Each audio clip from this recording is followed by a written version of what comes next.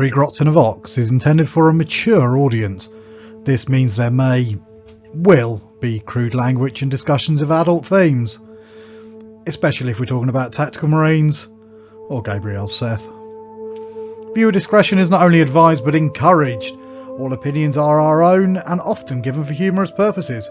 Any advice is given largely for entertainment purposes and would probably be ignored. But if you do learn something useful, count it as a win. Okay. Right. Yep. So I've done it that way. So it's like, this is what you do when you're sort of a few months out. This is what you do when you're about a month out. This is what you do in that last few days. Sounds great. Fair enough. All right.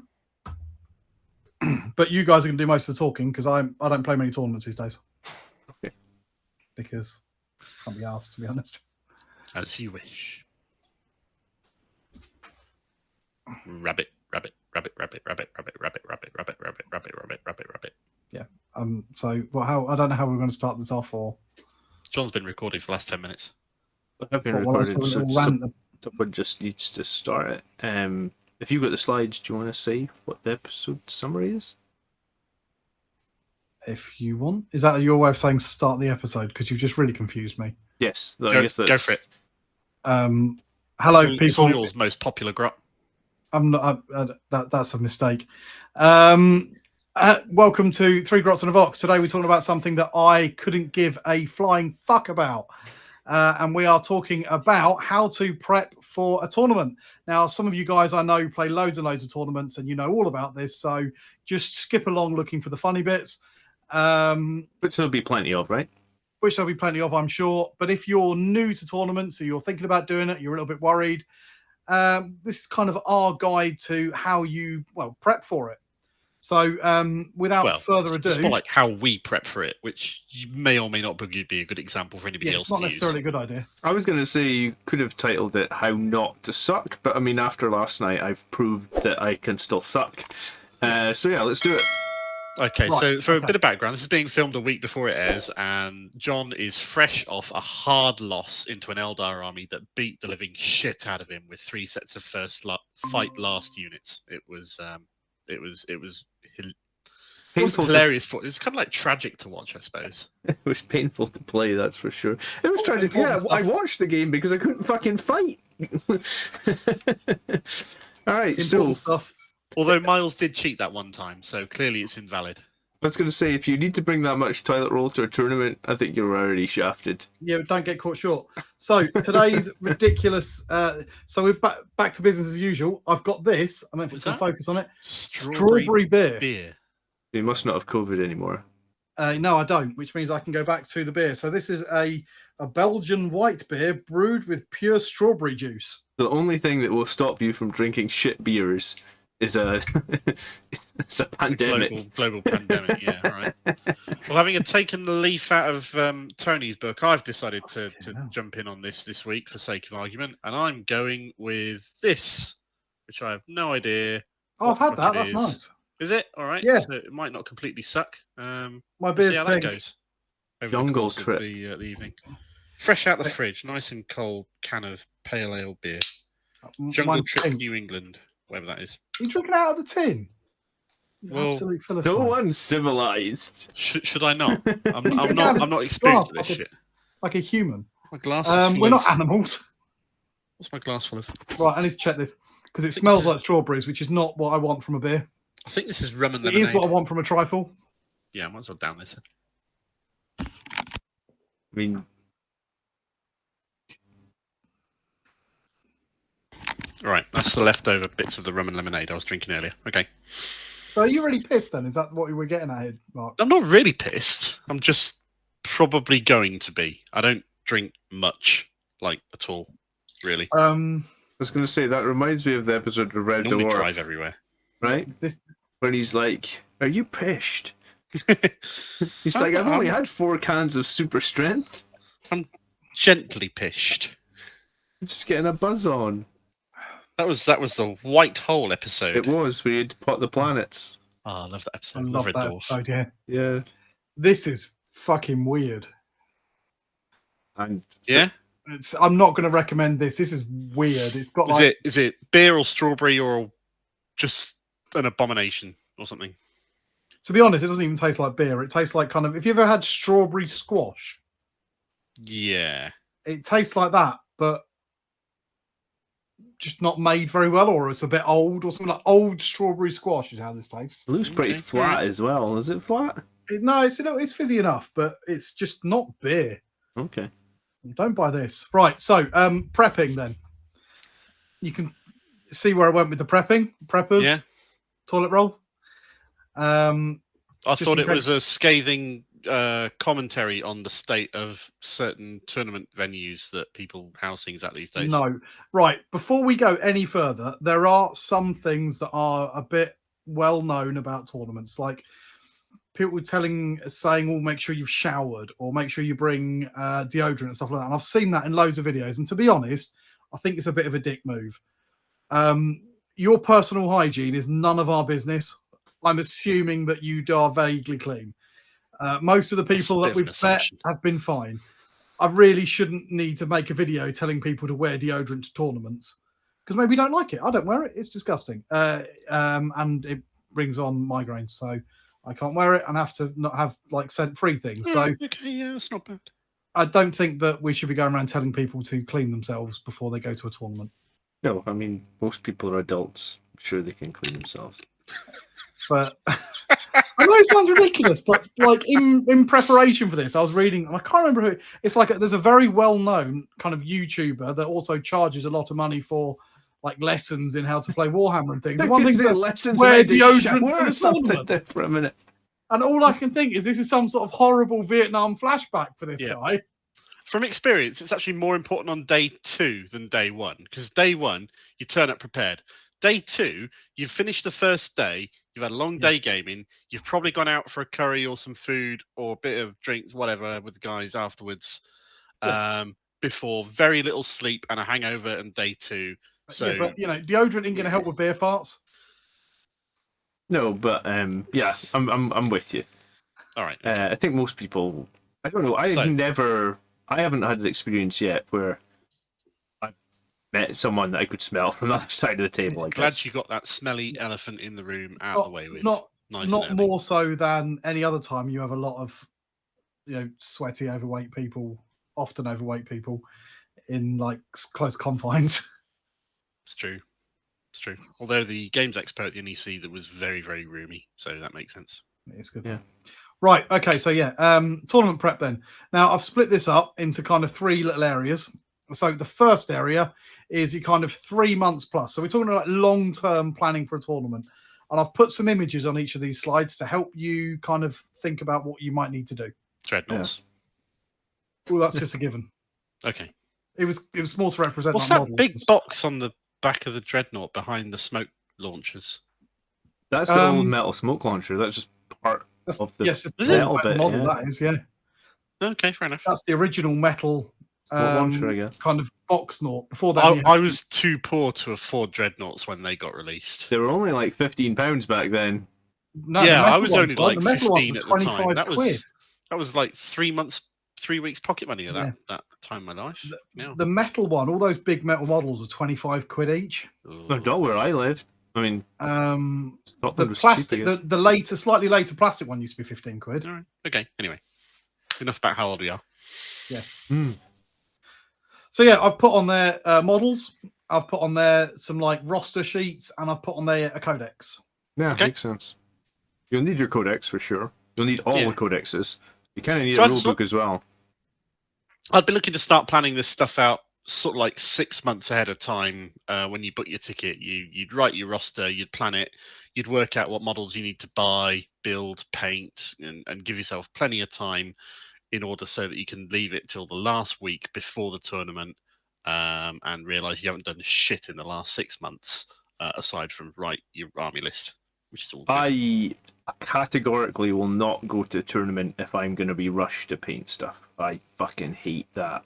And I see people that will be like rushing to paint, and then the night before the tournament starts, they're up till 4 a.m. and I'm thinking, how the hell can you expect to perform 3 games of Warhammer if you've been up till 4 a.m. painting? Mate of mine went to a tournament, and he wasn't just up the night before painting an army for the tournament. He was up the night before painting someone else's army that he'd agreed to paint for them because they hadn't got it done in time. And oh man, Yeah, I don't felt do so that. sorry for him. Don't It do was that. yellow as well. He absolutely hated it. So 3 months before, if you play one game a week, that gives you about 10 games. So you should, Assuming you're going to play one a week, yeah, that gives you enough time to build a roster and iterate on it 2 or 3 or 4 times maybe. Which will have a danger in that you'll play the army, you'll realise, oh, this is bad against this one. You'll want to change it, and you'll just wind up having played a few games and realising that every bit of your army is bad and you're never going to win against anything. You throw the entire concept of your army out the window, and really you just need to persevere with it and learn its weaknesses and learn how to play around them. Yeah, absolutely. I was going to say small iterations. What else do you do at 3 months? I have an idea of what I want to play, I think, and then for me, it's got to be small iterations. If you're changing like 2 or 3 units week on week, it doesn't, you never get a feel for the core of the army, I think, as Mark said. You want to be changing like a character out, or a squad out, or a dreadnought out. Like, you don't want to be making big changes week on week. And sometimes the RTT that I just played in, like maybe 2 weeks before, someone was like, you really need to be running the priest for Blood Angels with Rites of War and Visage of Death over Mephiston, and I only got to play 1 game of it. I can't remember why. I think my kid had to go to A&E or something, so I'd only played 1 game with that list. And I didn't feel confident, so I just went, right, I've been playing Mephiston for 3 months, I'm just going to run what I know. And I think that's something to consider as well. If you've had 8 games on a list that you think you're pretty good at, and you've had 1 game on a list that's the meta list, I would play the game. I'd play the list that you've had the 8 games on, I think. There's always value in that. Yeah, absolutely. Another thing to make sure you do is always read the event brief as far ahead as you can. If you're lucky, it'll tell you what missions you're going to play or what selection missions are going to be chosen from, at which point you can use that to tailor your army against what you're going to be facing. If you're lucky, you'll have some guidelines as to what terrain is going to be used, maybe even layouts of terrain, so you can bear in mind how that's going to affect what army you bring, how you might want to deploy, whether you'll be weak against firearms and want to reinforcements a lot of your army off, or just be able to deploy on the board if there's a lot of obscuring, that sort of thing. It'll affect what you're doing. You'll want to start being aware of what the meta is if you're not already, keeping it sort of like percolating in the back of your mind, because that'll affect what units you want to bring based on what's currently popular and what's currently being played, whether it's a small local event or a bigger one, which will have a much bigger sample of people bringing wider range of armies.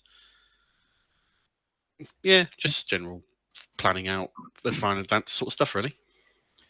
Now, I'm with John on this. So for me, when you get to like the 3 months final, because that is a bit of a run-in really now, these 3 months, I don't think you want to be making big changes to your list. I've made the assumption with this that if you've signed up to do a tournament, you already know your army as a whole. You've played with a lot of your units and you know what you think is good, etc. So your last 3 months are really about making little tweaks, practicing with your army, getting to know its foibles, getting to know what you're strong against and what you're weak against. And like Mark says, practicing with like terrain if you can, and just really honing in on that point. Make sure you know your codex inside out. There is one more thing to bear in mind, though, which has only come a cropper over the last year or so, which is when in the year the event is taking place. If it's taking place in, say, July or August, and you're planning 3 or 4 months out... I'm going to cut you off there because it's on the next slide. Okay. Do you want to move to the next slide, or is there anything else to say here? I haven't got anything. Have you got anything? No, let's do it. Let's hit the next slide. Let's skip on the next one. All right. So 1 month to 1 week. So the slightly closer time. So I know what Mark was saying. Really? What was I going to say? The changes in FAQs and this sort of stuff. And chapter approved books. Yeah. Basically. You need to make sure that, because sometimes they're coming out, and I've noticed a few times now that tournaments have decided to use the new stuff when they're like a month away from the event and things like that. So you've really got to make sure that you are absolutely up to date on any FAQs that have come out, any chapter approved changes that have happened, any balanced data slate things that have happened, because There's kind of two ways it can go, and I can understand both points of view. An event could say, well, these are the rules that we know we've been planning for the last few months. We want to stick with these.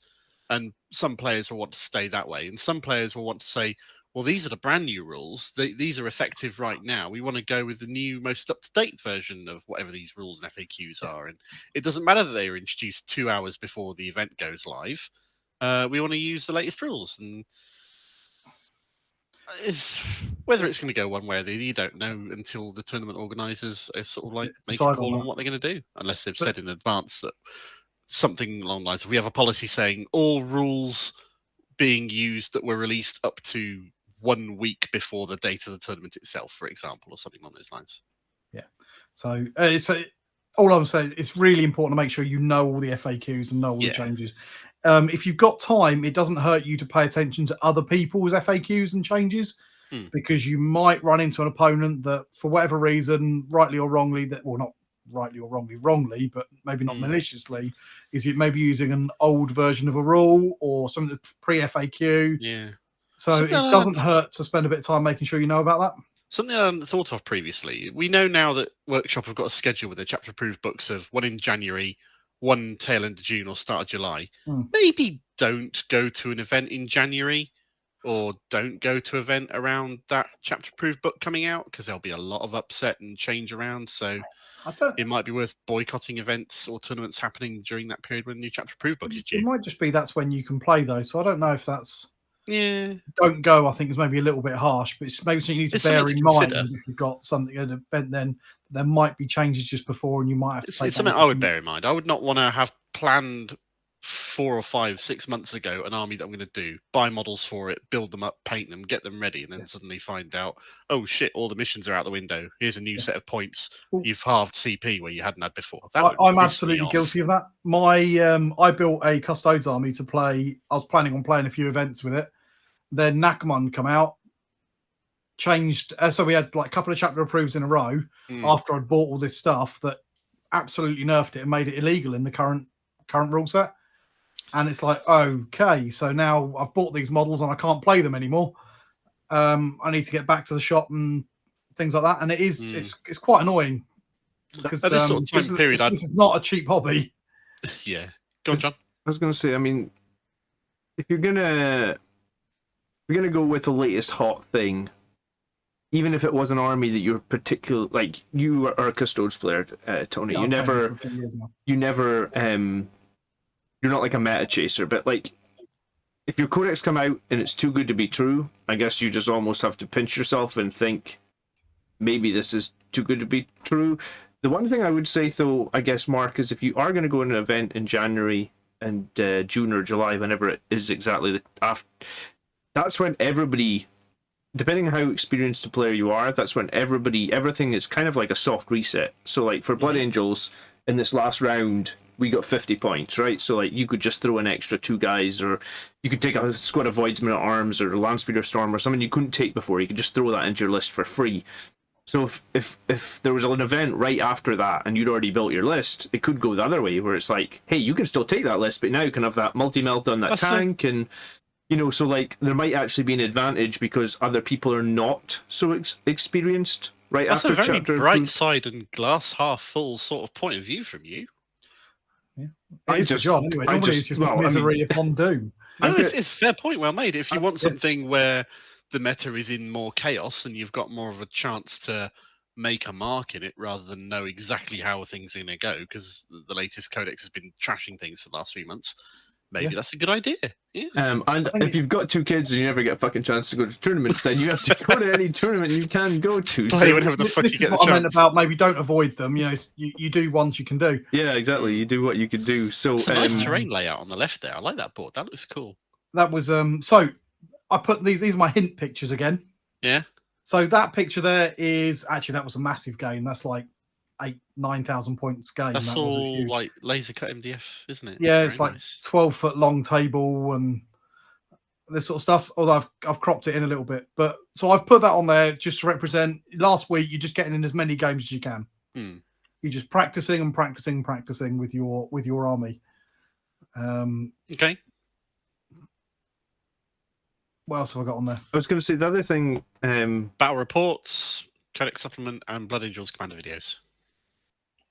I don't mean specifically, but obviously we're going to plug John a little bit here.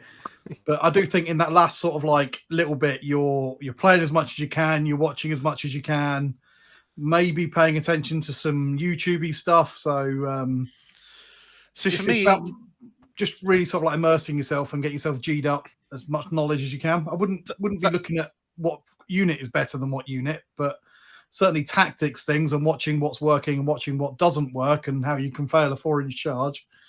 For me, that last month, I'd be spending doing all the hobby stuff. I'd be getting things finished to be painted up. I'd be basing, inking, sorting things out, having stuff running on YouTube in the background while I'm doing all the hobby last touches to make sure the army's ready. I think as well, this could be a time to maybe make your own custom cards or something. Because I know, I mean, I'm pretty experienced now and I don't, touch wood, forget my phases very often. But when I was newer to the hobby, in the first 6 months, I could often forget a psychic phase. I could often forget to retrieve Nephilim data because you do it at the end of the movement phase. So what I found was having a list or having some cards in front of me that I basically put down on my side of the table that just meant like at the end of each turn or the end of each phase, I just granted my cards and went like, oh yeah, I need to do Nephilim data. Yeah, bang, I'll just put it down. And once you do that for 6 months, it becomes habit and then you just don't forget. I still do it. I still write a. I don't do cards or anything like that, but I do have a flowchart which says on things like, "Remember to do your chaplain litany now." This sort of stuff, because otherwise I'll get to like, "Oh shit, I've missed the reserve step and I needed to revive my thing with my priest or whatever." So I just, even now, because you do make, I make mistakes. Maybe I'm dumber than other people, but I still have a little flowchart that says, don't forget to do your chapter master buffs. Don't forget to resurrect someone. And I just glance at that before I'm like moving on to the psychic phase. Have I done everything in this one that I need to do? It's fair. Related to that, one of the little pre-tournament or pre-game rituals I have is I like using the little GW sets of cards they do with the stratagems and psychic powers and all that sort of stuff. So if I'm running a Blood Angels list, I'll take the Codex Space Marines cards. I'll remove all the cards that I'm not using. I'll go through all the stratagems for units that I'm not taking, take them all out, make sure that the only cards I'm bringing are ones literally relevant to things that are in my army. Then I'll do the same thing for the Codex Blood Angels supplement cards and put them all together in one thing and make sure that it's tailored to the army list that I'm taking. So there's no extraneous bullshit that in these cards that is going to sort of like weigh me down. Like stupid strats that you're never going to use because they're worthless or whatever. Like Fury the First, because I've got no Terminators in my army, or some other bullshit. Yeah. Or Repulsor. Whatever the fuck it does, because nobody cares. Exactly. Repulsor Field, I think. Yeah, the one that makes it harder for charging Repulsor tanks, which is so popular on the board these days. Yeah, and I guess up to 1 week, you're assuming 1 week is when people submit their lists, so we're not covering that yet? Well, no, submitting your list is sort of like what depends on the tournament. Some like it a bit earlier, some don't. Most of them want it sort of a week or 2 weeks before, don't they? Some don't bother.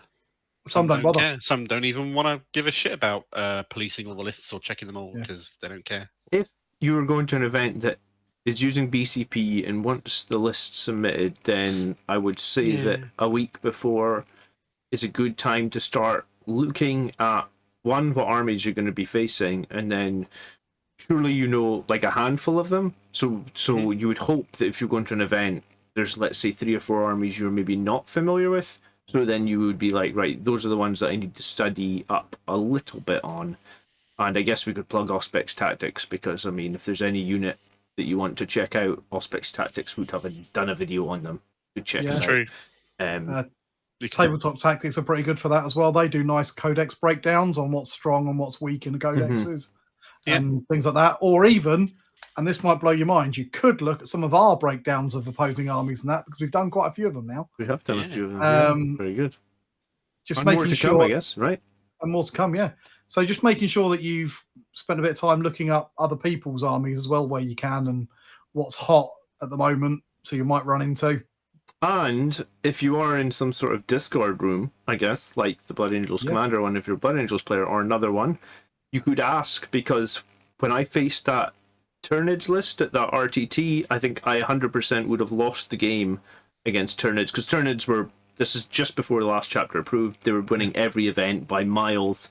if I hadn't had like a lot of advice on how to play into Tyranids from other people in the community, then I Was don't that the know. one Song Dragon gave you a shit ton of help with? He if I did, recall yes, correctly? yeah.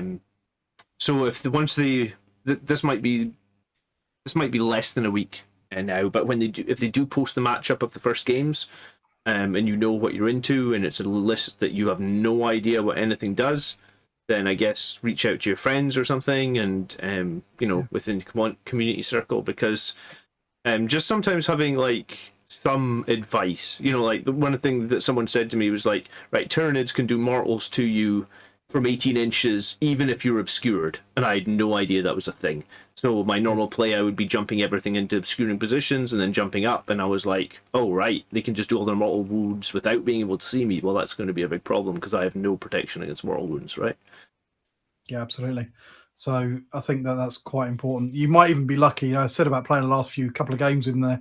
You might get lucky. You might know people in your local thing that are players of those armies. You can say, look, I haven't had much experience playing against Eldar. Do you mind having a quick game, talking me through, what are the sort of hot things for your army?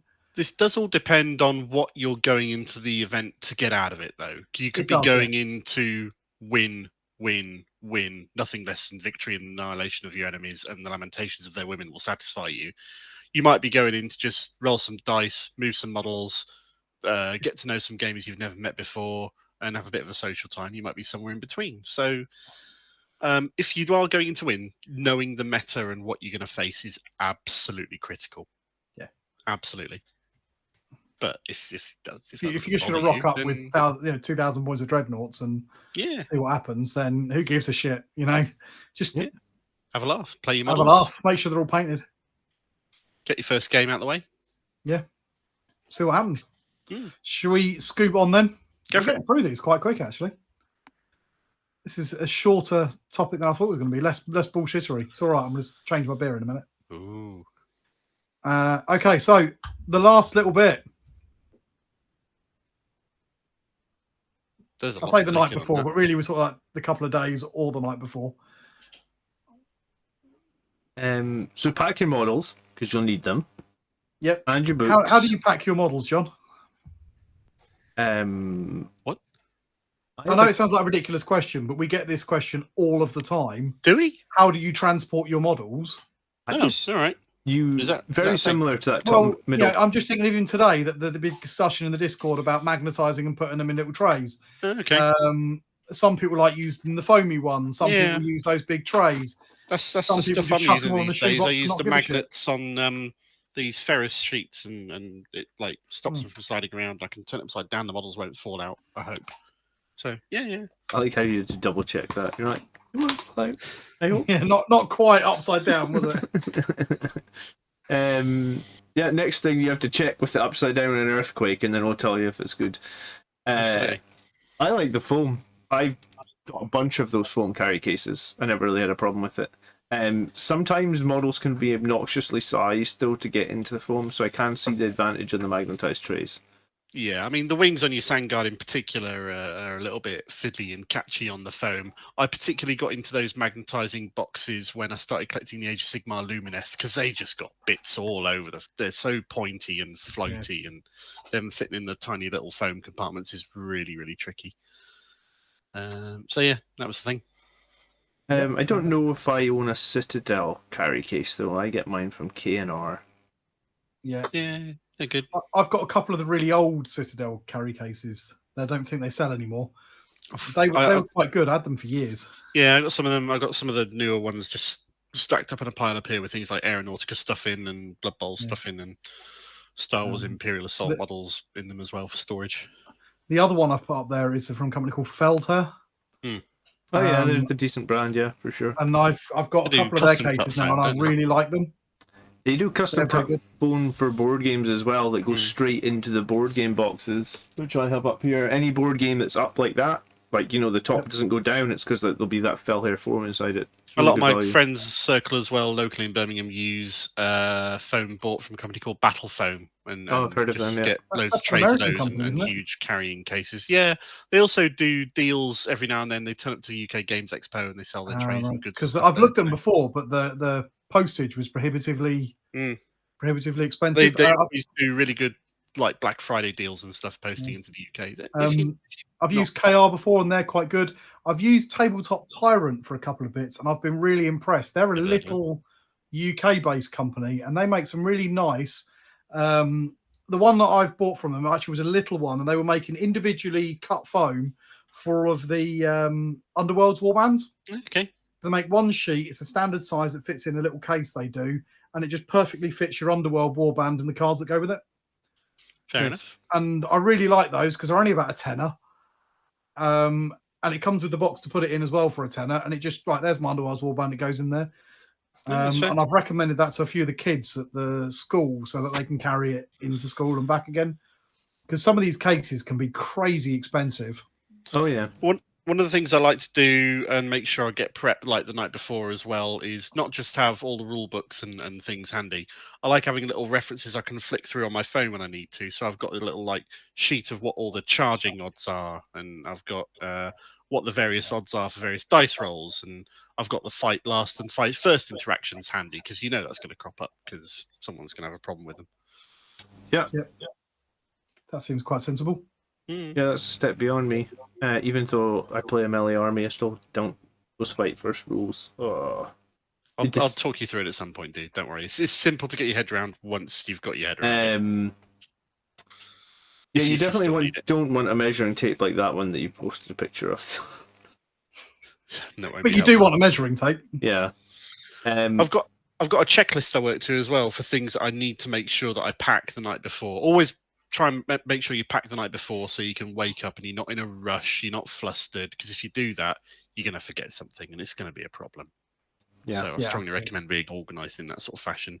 And the things I would list out that you'd need is you obviously need some dice. You might need a dice rolling tray. I like taking one of those little snip together dice rolling trays. They're quite handy and convenient to carry around and do. A suitable tape measure, some objective markers. Always take some objective markers. Because you never know whether the game's going to have them or not, or whether your opponent's going to have them or not. A notepad and pen is good. You're going to want to make some notes. You might want to jot down some scores or victory points or secondary points, stuff like that. You might want to take a chess clock. The tournament might be running it. They might not. You might want to take it anyway, just so that you got one handy in case an opponent starts slow playing you. You go, oh shit, this guy's a known slow player. What can I do to speed him up? I'll just put this chess clock handily on the side, and I'm not going to ask to use it or anything. I'm just going to leave it there as a little reminder. Have you had that often, the old slow playing? There's always one in an event who does it. It's just like, yeah, here's my Orc Horde army. I'm just going to move a model, move another model, move another model, move another model. I need to think about where I'm going to place the rest of them now. There's always someone. I've played against people that are just a bit indecisive and annoying like that. I don't think I've ever played, because I've heard about people doing it to run out the clock so they can... doing it maliciously and maliciously do that, but I've never actually experienced it in a tournament. No, I haven't had someone run out the clock against me. I don't think I have. I've heard other issues, but not that. Yeah, I do wonder. I tend to not really play that closely and that competitively and that level of dickery. So maybe. Army lists. Make sure you've got a copy to hand in. Make sure you've got a copy to show your opponent and a copy to reference for yourself, maybe with all your cheat sometimes it's handy just having a paper one in front of you rather. What you don't want to be doing is scrolling around on your phone looking at a battle scribe list. Not all the time, no.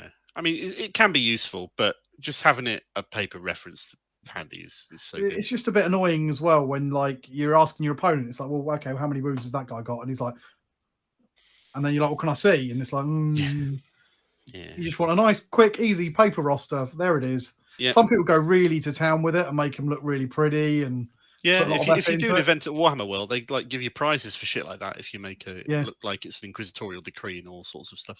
And it does look cool. If you print one out of Battle Scribe and you tick the right options, it will give you 90% of what you need. Stat lines, weapon profiles, all on But then you're responsible if Battle Scribe has got it wrong. Well, sure. I mean, you're responsible as well. If someone says, what's the AP on that gun? You say -4 and it's -3. You need to know 90% of your own stuff and just be only double-checking. Yeah, absolutely. The odd thing. I don't tend to do that. I print out my list is just my list. And then what I'll do is on my codex, I'll put those little. You get those little markers that you can put on the pages, and I'll just put the little markers on the pages with my units. And if they want to see something or talk about it, here it is in the proper codex book. There's no argument about it. Index ready. Yeah. I'll print out the official FAQs if I need them, if there's something in there that I need, and I'll highlight relevant bits for things that I've got. So you don't want any arguments about it. Whereas if it's a battle scribe printout, they're like, okay, yeah, fine, show me in the codex. Yeah, because that might be incorrect, or you might have doctored the printout, or whatever the hell else. Or any of these other things. You want a paper copy of the event rules pack if you've got access to a printer, because you don't want to get to the last, like you finish the game. How do we score this event up? And it's got some weird way of you not using the points from a game. It contributes to tournament points, which goes through a different scoring system and all this sort of jazz and the other. Just having it saves issues, really, which is always useful. You want to have all the rules and codexes, or codices, as is the proper English plural for the word codex, handy that you need. So that'll be a copy of the rule book, the latest chapter approved, the points document, your codex supplement, and any other bullshit supplements you might be using. Any of the cards you might want to take, stratagem cards, psychic power cards, all that stuff. Charge your phone before you go. Always charge your phone. If you're running Battle Scribe and you're running on an army builder or something on your phone, make sure it's got more than 5% charge before you turn up. Because otherwise it's just... I'll probably avoid that anyway. Yeah. If you can. A painted army is always helpful. A bottle of water or two is always helpful, or other such libations or snacks. Don't be that person that rocks up to the tournament with just 15 tins of Red Bull or some cheap generic whatever energy drink, and then it's just bouncing off the walls. Bring proper food as well. And you'll be sweating horribly as well. Yeah. A lot of them go straight through the day and they don't have any food there. Some of them have a lunch break, but often they don't. So you're going to want some actual food. If you're just on the sugary stuff, you're going to feel pretty sick of it pretty quick. Keep going, Mark. I'll jump in. Sorry, I got to the last point of my little bullet point list here, which is prior to the event, I like to go through all the missions that are going to be running, or that I know are going to be chosen from in a pool. And with my army, know what secondaries I'm going to pick for each mission, or what secondaries I'm going to pick from if there's a pool of them for each mission. So that minimizes the amount of thought and thinking and considering I need to do when the time has started for each game. And I just wrote, I've rolled mission number 12. Right, I'm picking this secondary, and you've got 6 characters, so I'll swap this one out for Assassinate. Jobs are good and done. Let's move on. Yeah, that's a really good shout, actually. I've never done that before. I was going to say, food-wise, like, for me, I'm going to need to take, like... Well, at first, I think you need to have change, because some places are contactless, but some places need cash still. So if you can get, like, bottles of water at the event or something, sometimes you still need change. So bring change or bring actual cash. For me, I like to bring water, and then, like, if you're somebody that drinks, let's say, 4 cups of coffee a day at certain times, and if you don't get that coffee, you're going to get a migraine, then you need to bring something... iced coffee or something, because like for me, I basically have to have 2 cups of coffee a day. If I don't have them at certain points, I'll be crashing. Jesus Christ, I need that before 7 a.m, John. Not Well, on a similar note, you might want to bring a pack or 2 of painkillers, or you might want to bring some super glue in case one of the weapons snaps off. Yeah, super glue is a great shout. The number of times it's not quite as bad as it used to be when it was. I remember I've still got it somewhere. A lot of it's stripped, and I've got an all metal Sisters of Battle army. Yeah, so you're gonna need the number of times, tube of super glue. So yeah, bring your caffeine, bring plenty of water, maybe even bring just like general things that you might want, like energy bars as well. I always find because like I've been to some events where they put on lunch. I don't know, maybe I'm not even a picky eater. I just went to an event and the lunch was really crap. So what was the lunch? Because now I want to know. I don't rate soup. I don't think soup is a meal. Soup's not food. Soup is a drink. Someone else agrees with me. I don't think soup is a meal, because my wife will always be like, "Do you want soup?" I was like, "No, I want a meal." She's like, "But it's broth that's got stuff in it," and I was like, "Yeah, but it's not." Give a shit. Yeah, it's not food. So I went to an event where it was like soup and bread, and I was like, "Well, that's great," because I mean, it's not that I dislike soup. I just don't think. I'll do a shout out to one of my local venues that I went to a 2-day event for last year. It was called Board in Brum up in Walsall, north of Birmingham, and they do lunch as part of the price you pay for the event. And what they do is they take your order during like the first game in the morning, and they'll go to a local chippy 5 minutes down the road and bring bags of stuff back and hand everybody out. Right, you ordered halloumi fries and here's your drink. Go for it. Here's your chips and sausage and whatever, and just that was pretty cool of them. So props to them for that. I've seen a few done that with pizza and then things like that. But you might just want some proper food as well. It might just be all snacky shit. Yeah, I was at an event where they were doing like Domino's pizza for I've seen that. the lunch. The thing is, you got to rely on it being there when you need it to be. You got to be relying on it being quick to eat, and also not be taking up too much space, because most tournaments tend to fill their tables with the terrain and the models, and having space for food as well is a bit tricky. My problem with that event, and again, I'm not a fussy eater. I actually genuinely just about eat anything. I don't want Domino's for lunch, because that sort of level of cheese and saturated fat at lunchtime, I'll just be like, at 2 o'clock I'm going to be lethargic as fuck. Fair. It tends to be a bit heavy for me as well. I'd agree with that. I'd go for a sandwich or something. Yeah, I'm not a fan of the greasy stuff with my fingers as well. So if I'm touching my models, I don't like having greasy fingers. Oh god, yeah. So be prepared for whatever suits you. Where like when that pizza came round, I think I had like 2 slices of it and gave the rest of it away, and like people they're like, great, more slices of pizza for me, and I was like, well, but I'm gonna eat something healthy, because like on a daily basis I always eat really healthily. So if I eat stuff that I don't normally eat at the wrong times, then like I'm just not going to perform. There may be, everybody's different. But that does mean you've got to take responsibility for preparing for that for yourself. It is quite important. You'd be blown away by how many people rock up to these kind of events and they've got no food and they've got no drink, and then they're going for like 3 hours of gaming with nothing to eat or drink. And then they're ending up with a blinding headache, and by the end of it, or they're moaning, or they're 6 hours out. After that. Yeah, it's an exhausting day of gaming. It really is. People aren't prepared for just how tiring these kind of events are. Even if they provide seats, you're not going to be sitting down most of the time. You're going to be standing up over the gaming table, looking down on it, concentrating hard, planning what you're going to be doing. I'm not going to pretend it's the same as playing sport all day, but it's still a pretty intensive, from a mental point of view. It's energy intensive. Yeah. And from spending the last 2 years in lockdown, that's pretty physically intensive as well. Yeah. But obviously, that's been a while since that's been the case.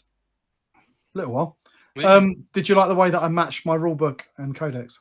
I did, yes. I love the all of the peppered inferences throughout this presentation so far as just to how fucking old we all are.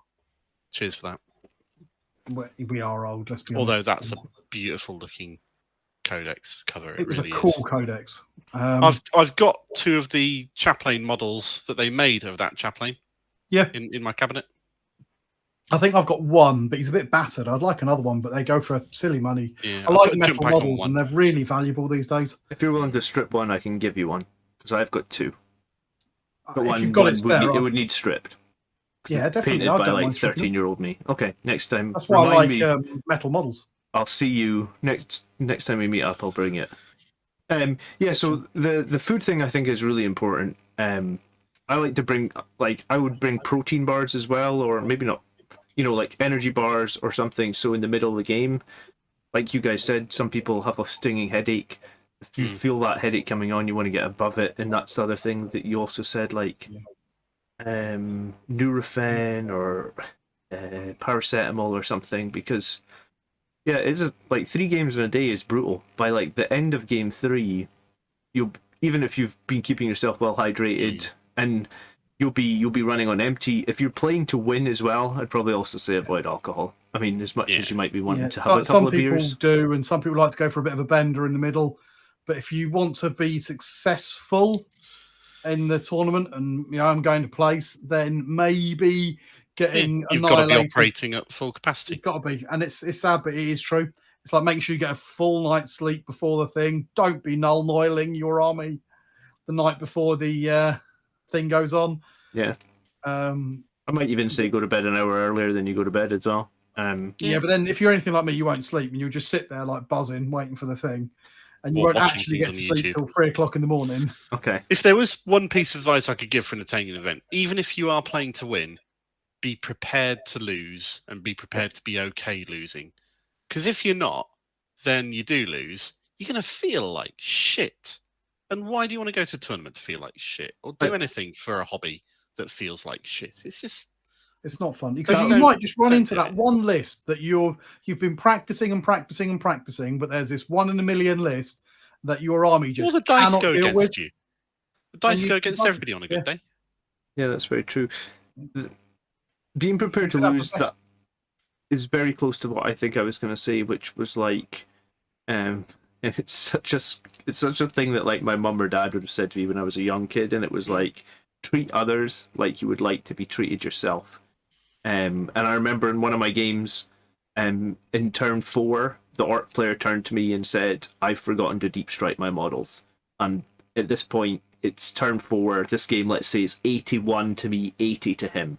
It's the closest game ever. This was back about a year ago, and he was like, "Do you mind if I bring them in from deep strike in turn 4?" No. And I was like, flip that on yourself. You've forgotten to deep strike your Terminators. It's turn 4. Of course you want to bring them in. Even if they're not going to be as effective, of course you want to bring them in. So I let him bring them in. Fortunately, I won the game by like 2 points.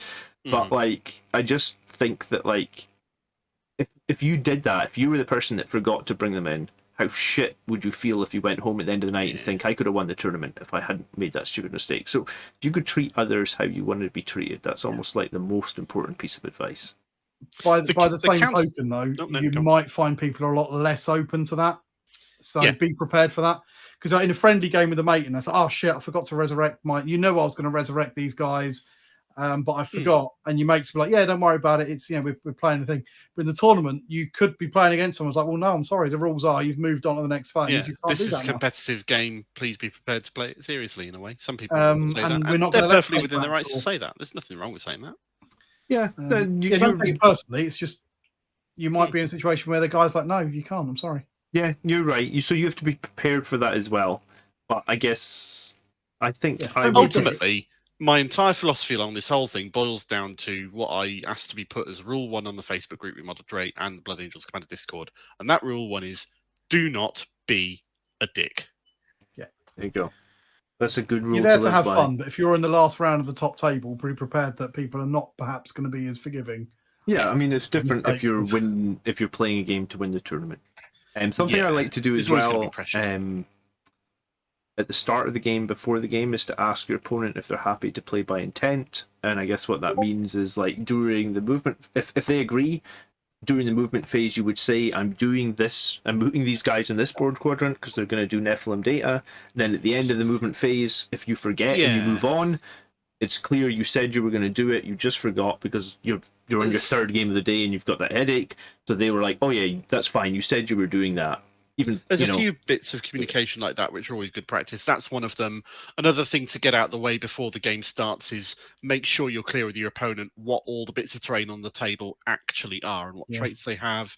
Ask your opponent if you're okay with yourself touching, picking up, moving their models, or saying if you're okay with them doing the same to you. Just little niceties. I like to talk through any kind of obvious gotchas and things like that. So or ask them if they want to know about that sort of stuff. Yeah, some might be like a bit touchy about that. Yeah, or they'll just say, "Yeah, whatever, we'll play. Go for it. I don't care. Let's just roll some dice." I think asking questions is super important as well. Make sure before you start the game, you're like, okay, what are these guys? Are these the incursors or the infiltrators? Or and what's the rule for those guys again? And I think it's important that communication, talking to your opponents and being like, okay, well, what can these guys do if you're not totally sure before the game starts? Don't be like Sanguinary Guard. They've got 6-inch heroic intervention. Something somebody else said once as well, which rang true to me. Don't be afraid to tell your opponent what your stuff can do. And the reason for that is you might think you're giving away secrets as to what your army can do, but what you're also doing is you're being open and honest, which is good, but you're also affecting how your opponent plays by knowing that you could do this or you could do that. And sometimes affecting how they're going to play and deploy is just as good as springing a gotcha on them, if not better, because springing a gotcha on someone... a lot less feel bad as well. It's a bit dickish. Yeah, really. It's all about the cognitive load when you're playing that game, because it's like if you've given them loads of information because they want loads of information, well, now they've got loads of things to think about, haven't they? And that increase in cognitive load does mean that you're more likely to forget things than that. So you could look at it in a bit of in that kind of light. Having Forlorn Fury to be able to move your Death Company forward is great if you're going to just, I've rolled first turn, I'm going to Forlorn Fury forward. But if you tell your opponent you can do that, they're not going to deploy their things as far forward, which might give you a tactical edge you can take advantage of. Yeah. So, yeah. Have you got anything else to add? I haven't made another one. I suppose we've talked over the day itself. I think I've basically been through everything that occurs to me that I do as tournament prep, John. Yeah, I would say don't bring that golden bottle of Budweiser, because even though it's gold, it's definitely not good. Yeah, I'll certainly agree with that. I'm shocked that picture wasn't just a stack of Red Bull, to be honest. If that picture was Red Bull, I wouldn't have been surprised. Yeah, it is for some people. It's true. Nobody's commented on my dice. They're perfectly serviceable dice. I wouldn't use them. Wound markers. That's what I was thinking. Yeah, that's quite good. Using your D20s as wound markers. Bring different coloured dice for wound markers. Yeah. I use a few D&D dice that I've as wound markers. Like a D10 is quite good for dreadnoughts. Because a lot of them got 9 wounds. All right. So what we got here? We got objective markers. Fine. We got pen. We got notepad. We got dice. We got shitloads of fucking dice of different sorts. Little measuring tools of different shapes and sizes as well are always handy.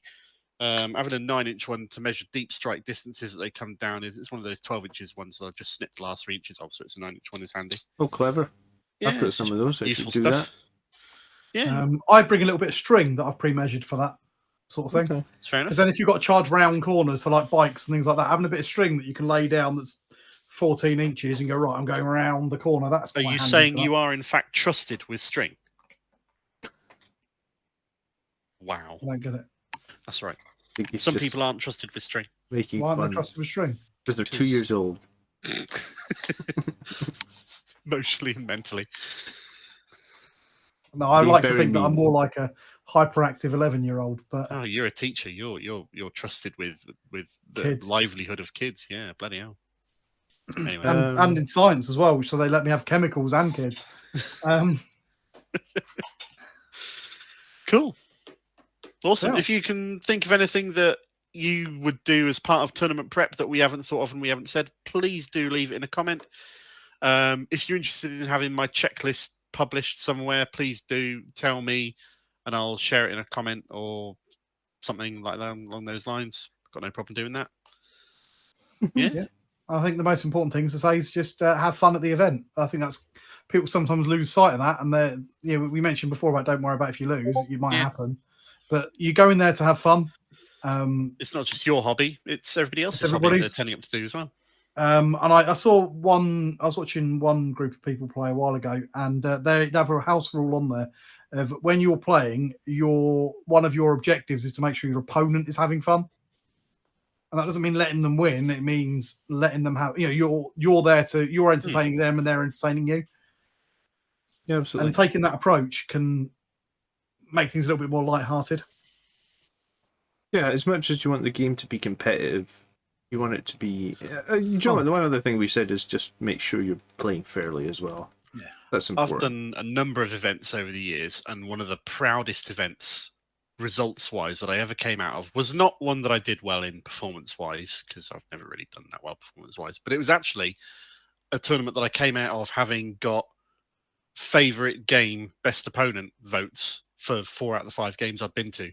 I was so chuffed at coming out with that record. Yeah, getting a sportsmanship award is important. And I think that not enough, especially smaller tournaments, I don't think they put enough emphasis on that as they used to. But yeah, I think it's important to make sure you're having a lot of fun and make sure everybody else is having fun because it's a hobby. It's not, you haven't got money on the line unless you're one of those people that do. But I suspect if you are, you're probably not watching our podcast. That's a reasonable assumption, I'd have thought. Yeah. Very cool. I think that's it for our tournament prep. How come we're on time for a change? It's a good question. Because the Grots channel is leveling up, and if you haven't noticed yet, now would be a perfect time to tell you that we are at almost 750 subscribers. And we'd like to get to 1,000. I noticed that Mr. Beast hit 100 million subscribers today, but he has nothing on us. Not when it comes to quality of humour. I actually tuned. He was streaming live, right? And I showed my wife, and literally in like 3 seconds, he got 11,000 subscribers. And I was like, look, he did in 3 seconds what's taken me 2 years in Blood Angels Commander channel. And I was like, that's I got a subscriber to that. Well, clearly he's like a billionaire, and he just works harder than you do. He does work harder than me, yes. I got us a subscriber. You did? I did. Okay. I was in the I was in my local Games Workshop store. Okay. And I was plugging the Grots. Okay. And to the guy who works in the store? To the guy who works in the store. Brilliant. Yes. Well done. Did you hand out cards? If you're watching, hello. So, important business first. So the next beer we have, I'm hoping this is a bit nicer. Hoping it'll focus. Beer. So this one, was brought to me by a couple of our subscribers, and one of our Patreons dropped this off to me the other day because they were at Warhammer World. And this is Durgran's Hellfire. So this is the beer from Warhammer World. And they dropped me one of these off as they were driving past so that I could have it on stream. But I didn't want to have it first because I want to get the crap one out of the way first.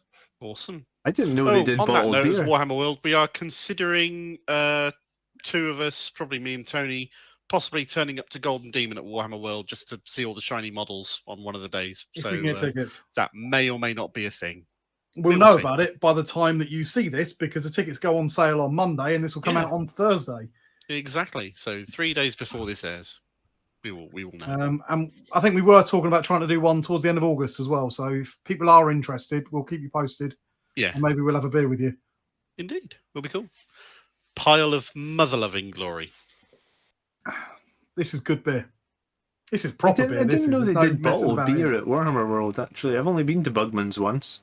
Oh, they've got half a dozen of their own. So there's they sort of say, oh, it's brewed here. It's not.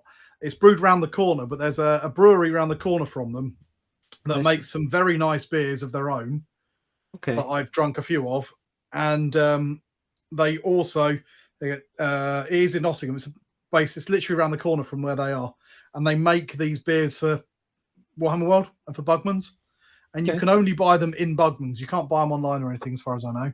Awesome. I see, so it's like exclusive. That's cool. And they are quite good. There's a couple of weirder ones, but then they've got some more. This is a classic, quite hoppy sort of beer, but then they do some funny things like plum porters and stuff like that, which is all quite fun. Fair enough. So yeah, Bugman's is actually got some really good beer, but it is all bottles, most of it. They have a couple of pumps there, but they'll also be broken. We'll run out whenever I go. I think they've just cut you off. They've like, that's that Grot guy. Just tell him the taps aren't working. He'll believe you. One day I'm going to go there and not be driving so I can have like a few. I don't think I've ever been to Warhammer World and not driven. I've always been driving. I've been to Warhammer World. Yeah, same. Right, we need to get a travel lodge. I have no idea what the public transport is like, to be honest with you. It's not too bad. Maybe we'll look into it one day. The tram is good. Who knows? We'll see. There's a tram in Birmingham. Yeah, you're right. It's not in Birmingham. It's in Nottingham. There is a tram in Birmingham. There is also a tram in Nottingham. Sorry, Nottingham. There's a recently built tram line that runs right next door to Warhammer World. Yeah, because that's how I went. It's not that recent because I was in like 20. I was there before the pandemic. Yeah, like 5 years. Recent in the grand scheme of things. Yeah. It's so weird how like COVID has just taken 2 years and just like compressed it's just like moved it out and you've got no perception of time anymore. When Mark and I went earlier this year, wasn't it? I was like, it wasn't that long ago since we went here, and then they had this kind of like development board with like showing the changes and the updates, and from that we worked out actually my been there recently was 2012. Yeah. And you still think you're 30 years old, and it's 2012 right now. Yeah. Shit, you mean it's not 2001? Oh, God. That time flies, doesn't it? Yeah, we're getting old. Time marches relentlessly onward. That's a quote. You heard it from me. Who are you quoting? I don't know. Someone said that to me, and I can never... Anytime someone mentions time, I just remember time marches relentlessly onward. If you think about it, it does. Okay. Yeah, but you can't claim it's a quote without quoting something. It's quote from the Blood Angels Commander. Right. Who's going to claim that? Right. It's Blood Angel Commander said that.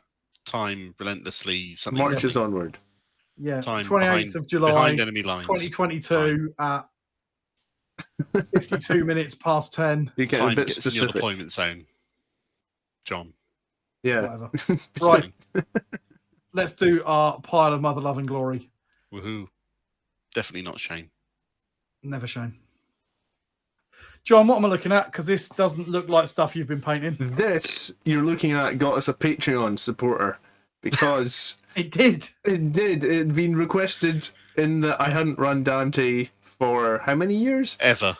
Two. I think I ran him like once at the start of 9th edition, and then that was it. So I hadn't run Dante in 2 years. He came in, he soloed a knight, and he tanked up 2 heavy He melter spent the rifle first couple of shots. rounds, carefully gauging things up, and then he jumped out Hiding with his in the melter pistol and pewed a knight in the face. Yeah, he did 10 wounds to a knight in a single turn with his axe. It wasn't bad at all. And won the game. Was very pleased. Very pleased. Was that the game you just danced around Abaddon and totally ignored him? I completely ran away from Abaddon, and Mephiston tried to charge away from Abaddon, failed, and then got brutally murdered, yes. Fair enough. To be fair, he tried to fly away from Abaddon, then that failed, then I tried to make a 11-inch charge just to get the hell away from him. Are you saying the Wings of Sanguinius failed? Because that'll make Rez happy if he's watching this. It fails more often than I care to admit, but sometimes it doesn't. Yeah. I have added the 3rd squad of Sanguinary Guard. I have almost painted my army as in true form. So, but I did run my Dante for the first time in a while. The popular meta is squads of 7 Sangard. You got what, 2 squads of 6 and 1 squad of 7. Yeah. So, why the 6s and 7s? Is it just saving a couple Because little then bit you of can say points things here like, and there? I'm all 6s and 7s. That's a good one. That's what I should just say. Points, I guess. No other reason. Fair enough. I like the battalion. I like the CP. I actually have found CP and Nephilim to be fine, but I'm always either running Dante or Master of the Codex so far. So both builds have. So you've got regen and you're starting from 6 rather than 3 or anything like that. So fair. For Blood Angels, I've not had any problems with CP. I played another game last weekend, just gone. I played a 2,000 points game using the same list that I did last time, which is the Vanguard list, starting on 2CP. I played against chaps 2,000 points with the Sisters. We did a Tempest of War game with the Tempest of War cards, and it was really good. And the whole Maelstrom used to be shit in previous editions, and I can back up everybody who said that the Tempest of War cards are actually really good this time around. So I really like Tempest of War. I think it's a lot of fun. It's my much more preferred way of playing 40k at the moment than... Yeah, just not having to think about secondaries was so relaxing, and we were playing for fun, and it was great. I had no issues with it. So and I used my new terrain as well, which was nice. I was going to say, so since I ran Dante and got us another Patreon, we have 700 other subscribers. If one of them wants to also become a Patreon and do a random model request, some ridiculous challenge. Yeah. Tell me what John a task. What do I need to bring next? Like a Baal Predator? I mean, I'll bring one if it gets us a Patreon. Maybe the Baal Predator can hide for a couple of turns and then come out and like actually kill something with his assault cannons. Viewers, here is your challenge. Find the things that John won't do for money. There we go. Yeah. Yeah. I gotta take the kids How to can Disneyland. that That's possibly expensive, not right? go totally wrong. Yes. John, I think you're going to be waiting a long time if you want our Patreon. To take me to Disneyland, yeah, I'll be waiting a Our long time. non-monetized YouTube accounts. We're take you to working on it. Disneyland. We're working on it. But yeah, no, it was fun to play Dante. It was really fun when he got shot by the double melter cannon, and it was like, right, hitting on 3s, no, you're hitting on 4s because he's -1 for Dante, and like behind... Yeah. I was just waiting for like, oh god, he's just going to get killed with one single melter shot, isn't he? Because it's D6 + 2, because it would have been half range. Yep. And then he rolled double 3 and missed with both shots, and I was like, oh Dante, the one time that you're on stream you perform. If I run him in any other game, the -1 to hit's just going to be like nothing. But So, how do you feel about running him in future in more games and different lists? I mean, I wouldn't mind running him again. I just don't know if he's if we come to tournament play. I just don't know if I'm running him.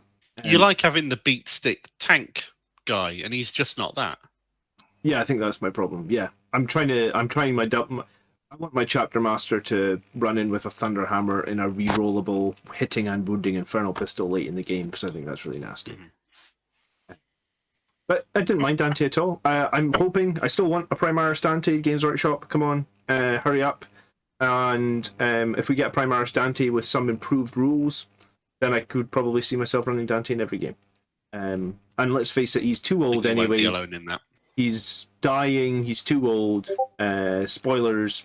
He needs to go through the Rubicon. He even wanted to go through the Rubicon. Mephiston said no, and went through the Rubicon himself, the selfless bastard. So Dante's right behind an extra wound and a stellar model.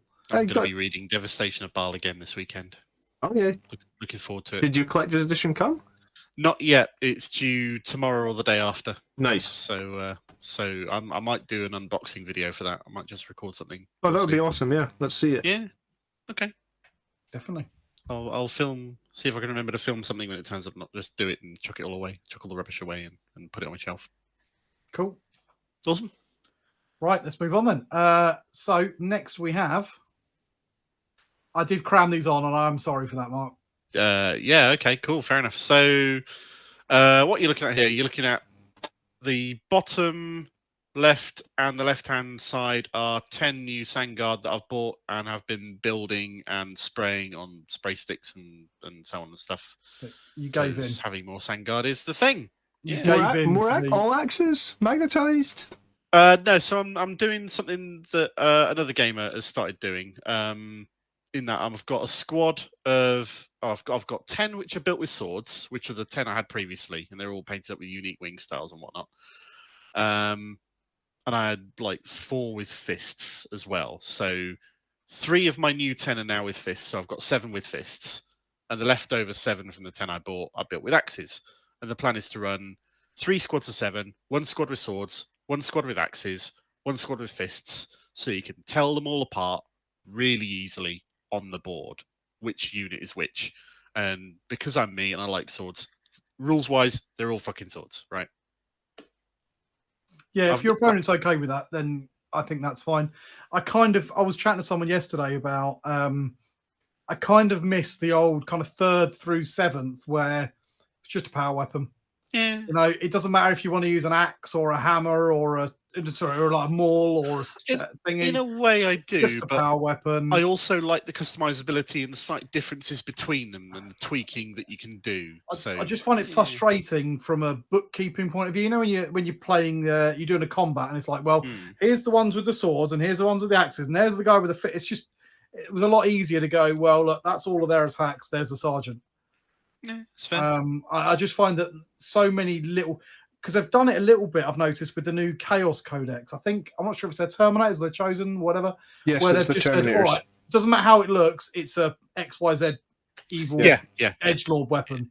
And It's got this profile, and then you can model it how you want. If you want this guy to have, I don't know, a scary face on a stick, you can do that. It just counts as this demon-y weapon.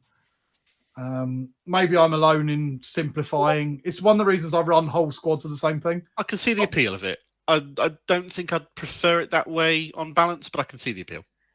That's fine. Just like simplify things. Yeah, that's fair. I was impressed with the number of dreadnoughts there, Mark. Yeah, I'm not going to lie, I had a little crisis when I saw them. In the middle there, those dreadnoughts. So my local gaming mates are having a 1,000 point gaming day on a Sunday in a few weeks' time. And they're all, some guy says he's bringing Angrath, the giant Forge World Bloodthirster, and one guy says he's bringing the Silent King, and one guy says he's bringing Abaddon, and all this bullshit. So I thought, there's me with my silly little balanced Blood Angels 1,000 points list. What unbalanced bollocks can I bring for 1,000 points? That'll do. So I'm lining those up, getting ready to get those prepared. Venerables ×2? So there's 2 Venerables, both with Twin Las Cannon. One of them has a fist and one of them has a missile launcher. They're on either side of the Redemptor. The Redemptor's plasma with a heavy flamer, I think, for points underneath his fist. You've got a Death Company Dread front left. You've got a Libby Dread front right. You've got a Relic... no, it's not Relic Contemptor. A normal, non-CP costed Contemptor front center with multi-melter and fist. And a Tech Marine off on the side there. Primaris Tech Marine or Firstborn? It's just regular Tech Marine because that's what I own, and he's 5 points cheaper. Okay, fair enough. When we saw earlier that big game that I took a picture of for one of the slides, and in that one I did the same thing. It's like, well, I've got 3,000 points to spend, so I'm going to bring at least 2,000 points of dreadnoughts, and it was just how many dreadnoughts can I get in, and I made sure I had one of every mark. Yeah, it's fair. The ones I've left out of my list are I've left out the Furioso and I've left out the Leviathan. And those are the Ironclad. I love the Ironclad. I never got around to buying an Ironclad. It's one of my favourite little dreads at the moment. I'm quite happy with the balance they've given me in the balance between melee and fire support that these 6 have. I'm quite happy with that. The Ironclad, I think, is a sleeper. It's toughness 8, armour of contempt. Yeah. Armoured little fuck, and only 135 points. Yeah. It's just an absolute bastard to kill. I completely appreciate that.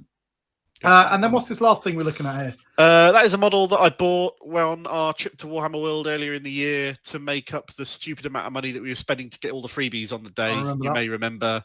I've been playing some Blood Bowl. That is a Blood Bowl tree man that I've built and sprayed as a Lauren Wood Elf tree man. And easy to get. Is that for the Halfling team? Or? That's for the Wood Elf team. I thought the Halfling so you see the sort of like the little helmety thing on his face. Yes. You can either put the helmet on and have him play for the Wood Elves, or leave the helmet off, and then he's the halfling version of the tree man instead. All right. And he comes also with a little squirrel that you can sit on one of his branches, or put the squirrel on his base and make him a star player in his own right. And then you get this frenzying little psychotic bastard of a star player who is a squirrel who runs past everybody and frenzies them off the pitch and into the ground because he's a squirrel. It's great. That sounds awesome. His name is Acorn. Can I ask as in corn, Khorne, Acorn. Oh, that's clever. Sorry, could I ask one question about the Sangre Guard? Yeah, of course. You spray them white, then you spray them gold. Yes, because I believe that gives the gold a nice brighter glow and finish. Oh, incidentally, that's using the new GW white spray, which I really quite rate. That's interesting because I spray my Sangre Guard black, then I spray them gold. So I can appreciate that from a shading point of view, but I want these to be more sort of warm and glowy, and the brightness you get from spraying gold over white, I feel just makes it that little bit brighter, that little bit shinier. Yeah, interesting to see side-by-side comparison. I don't know why I decided to spray them black when I first sprayed them, I guess, years ago. Traditionally, the metallic paints, the way they worked as with the floating pigments in them, that are microflakes, they worked best over a gloss black surface, and that gave the maximum amount of contrast. But that's especially with the older paints and some other brands of paint and things like that. But some of the GW ones now have got potentially so much coverage. I don't think it matters quite as much as it used to. I think you're right. I think that new gold. If you use Retributor Garmer Gold, I think you could just spray that straight on without the pre-coat, but I still do the pre-coat, same as you, Mark. So.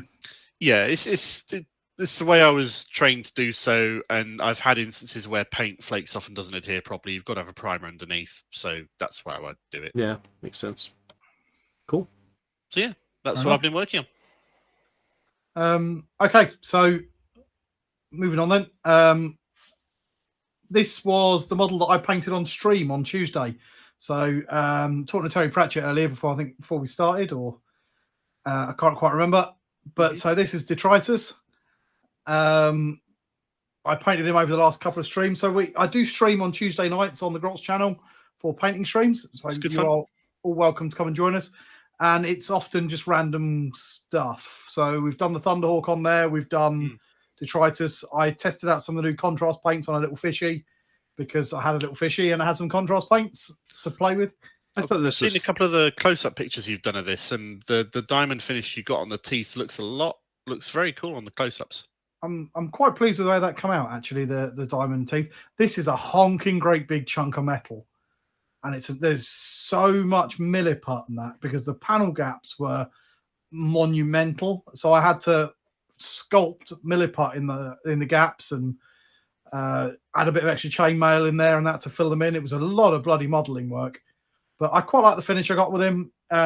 It was only 3 hours on stream to finish him, so looks cool. I was quite chuffed with that. I'd use him as a Blood Bowl big guy star player quite happily. Yeah, you could do. Go on. I've never read Pratchett, but for a minute I thought it was like spitting image Thanos. No, maybe not. No. I have to admit that I underexposed the picture a little bit, so it's a little bit darker than it is in real life, but I couldn't be asked to retake it, to be honest. So yeah, that was what we'd have been doing on Tuesdays. And then because I made the PowerPoint and I can be cheeky like this, I made another one. Ooh. Slide 9, a bonus slide. Slide 9, a bonus slide. I finished the Thunderhawk. That is...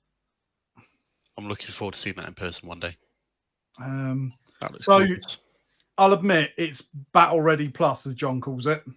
Is it? I could spend a bit more time. I've not gone all out on like details and freehand and all this sort of crap, but looks good. What do the words on the hull say?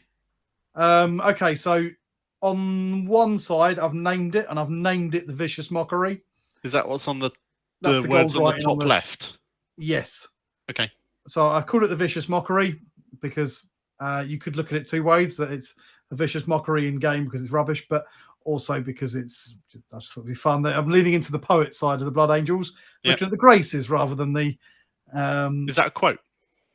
No, it's a spell from D&D. Fair enough. It's a bard spell. And then on the door underneath, which you can't quite see because the four-wing, it just says keep clear, and little Blood Angels icon I've freehanded on there. And then on the other side, which is a bit scruffy, but I painted a bit of a joke, and it just says no eating and no dogs on the door. Does look like something awkward has scribbled on there. It's true. Yeah, because I hate Space Wolves, and I hate it when people eat and get crumbs in the seat.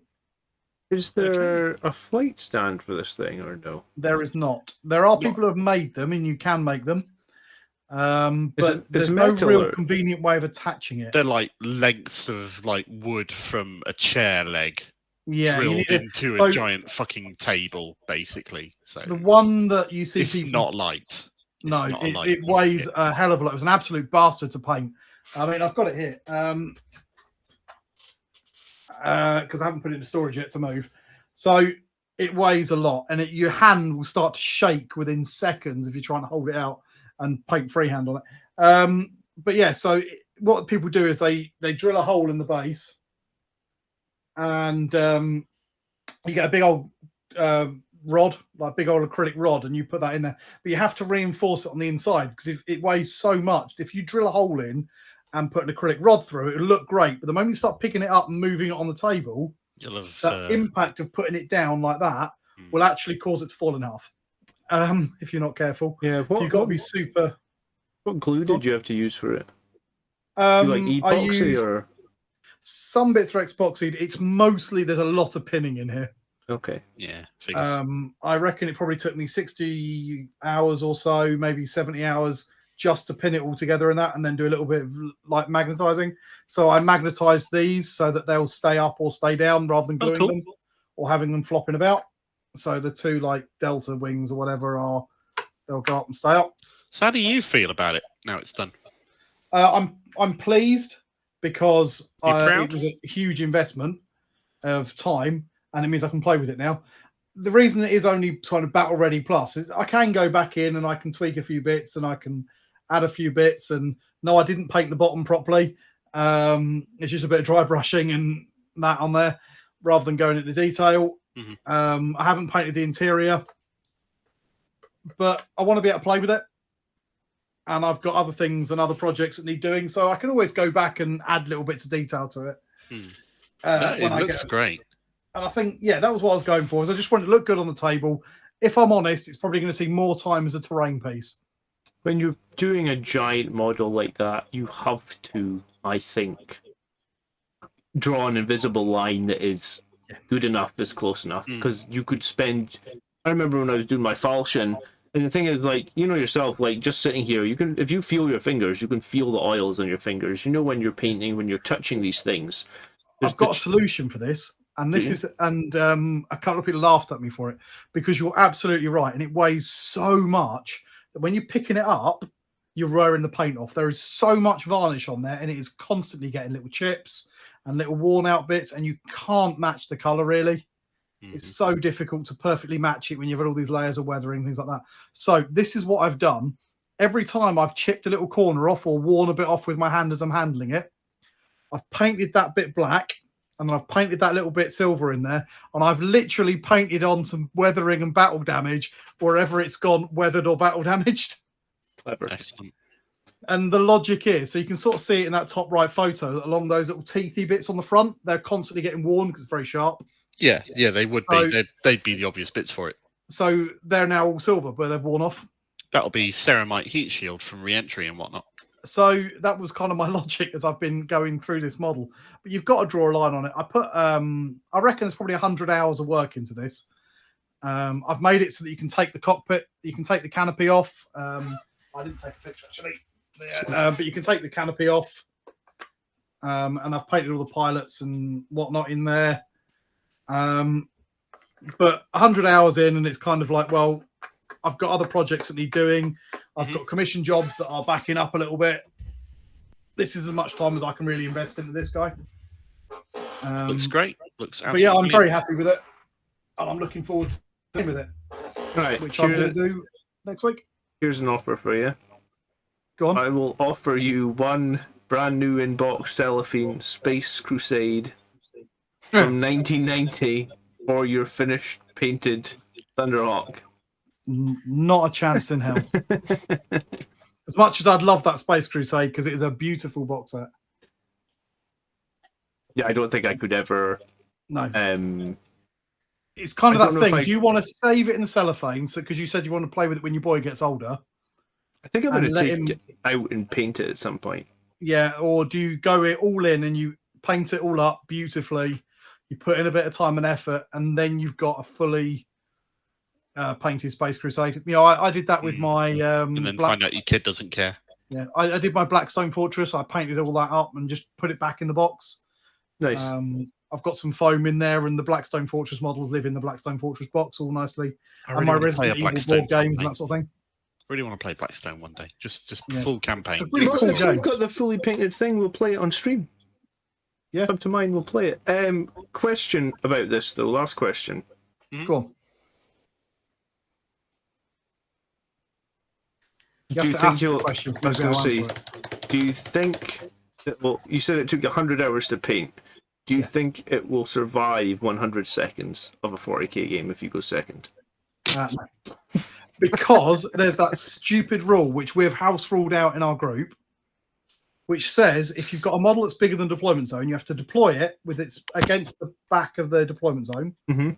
and then in turn one, it can't do anything, but it can because be it's shot. busy arriving. Yeah. Yeah.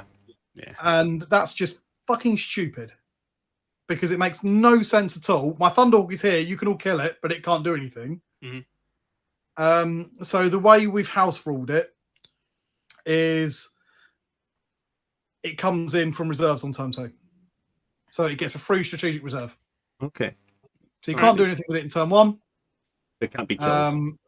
How many CP would it cost to strategically reserve a Thunderhawk gunship? I don't know, it's 800 points. So I a lot. think it's And that's not including things that are in it's it. 40 power level, so at least 4 or 5.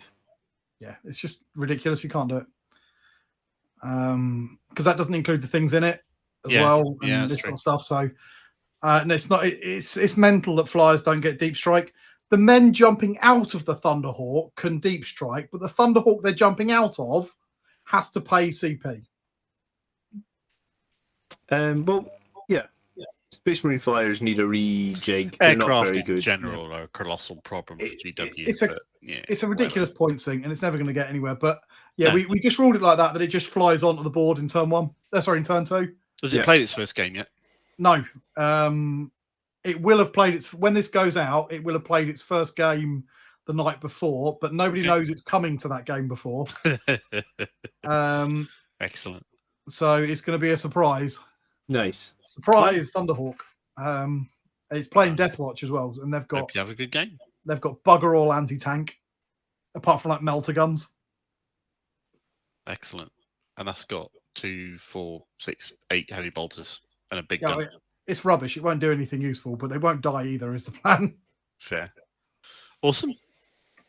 So yeah, that's my hobbying while I wait to move house, and that's it. Yeah. And why would people want to subscribe responsibly? Oh, because you don't want to do it willy nilly. You know, you've got a limited number of subscribes that you can ever do before you have to pay £50 per subscribe. So all those idiots that followed Mr. Beast should unsubscribe. It's one of the things, isn't it? It's like you have to work so hard to get somebody to subscribe, and it's like, you just click on the button. Yeah.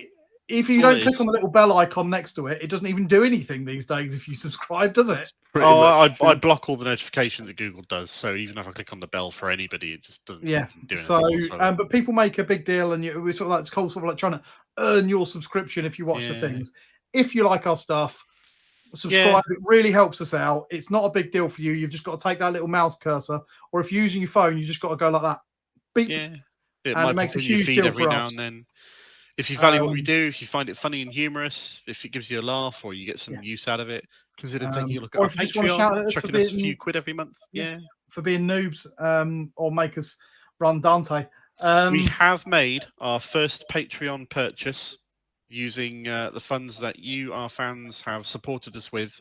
And that does mean that in a future episode, not very far from now, we will be doing a deep dive into Codex Chaos Space Marines. Have indeed. And finding out what the fuck which that's we're looking all forward about. to doing. Yep. We also have a new series on the channel where we're going through all the missions of Nephilim. Indeed. Yeah, so you should be starting to see those come out in the next few days. Next couple of weeks, probably. Over the next couple of weeks. I said start coming out over the next few days.